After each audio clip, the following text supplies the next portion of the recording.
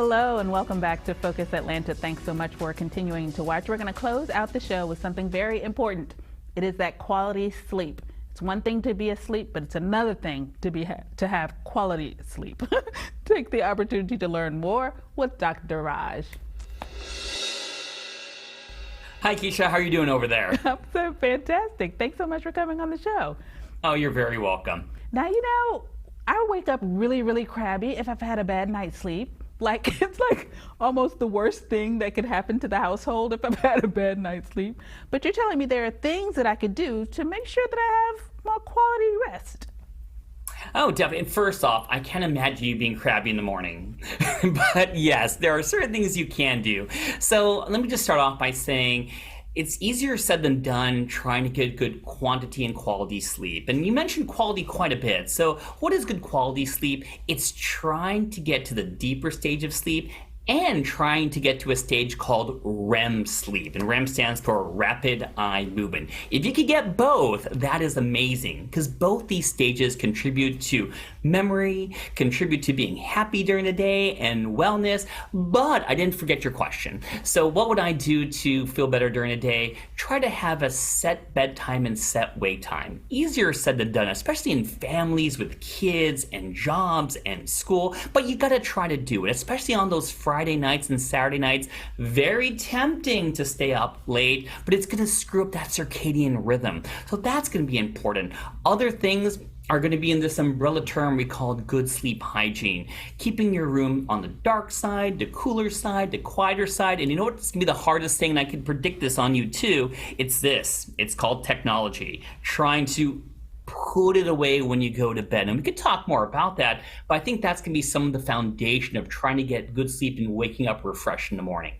I mean, you've already given me some good tips, because I got to say, I don't always make sure that, the lights are all off or that the television's off and those type of things. What you're saying is those type of things are hindering my quality of sleep. If I've got that light flickering from the television when I'm falling asleep, that could be part of my issue. Oh, of course. I love this word. You want to transition into sleep. Easier said than done once again. And of course, I don't think many of our young listeners are going to have a television like I do in my room, and they always watch it on their phones. And when you have your phone on you, it's tempting to check that email, check something, what's going on Instagram, and you don't want to do that. You want to relax. And that's the hardest part, right? Because if you want to have a good circadian rhythm where you're awake and alert during the day and sleeping towards the nighttime, you got to make sure lots of wonderful sunlight when you wake up. Don't hit that snooze button. Get outside, maybe do a little jog. And then at nighttime, you don't want to have a lot of light. And that's why there is technology out there. I think you heard about it, like those blue light shades out there, to make sure that when that light hits you from your phone and your laptop, it blocks it away. But all those things definitely make a difference. And of course, instead of watching a TV show, and especially with Halloween coming up, all these scary movies are coming on at night.